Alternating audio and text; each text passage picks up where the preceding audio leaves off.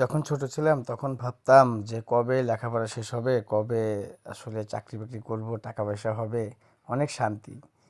রাত্রে বাসায় এসে ঘুমাবো, কোনো পড়া নাই, কোনো কিছু নাই।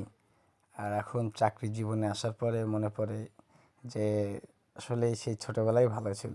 সন্ধ্যাবেলা পড়তে বসতাম, 9টা 10টা পর্যন্ত পড়ে খাওয়া দাওয়া করে ঘুম আসতাম, কোনো টেনশন ছিল না, কোনো কাজ ছিল না। আসলে জীবনের সাথে সাথে না অনেক কিছু হারিয়ে যায়। এখন কোনো শখ আহ্লাদ কোনো কিছুই নেই, কোনো কিছু দেখলে আসলে ওরকমভাবে ইউ লাগে না যে এই জিনিসটা আসলে দরকার, এই জিনিসটা মানে আমার চাই।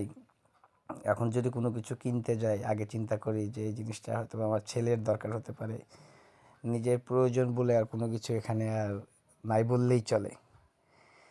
সেই দিনগুলো আসলে খুবই মিস করি, যে সময়গুলো ছিল অত্যন্ত সুন্দর। বিকালবেলা খেলতে যাওয়া,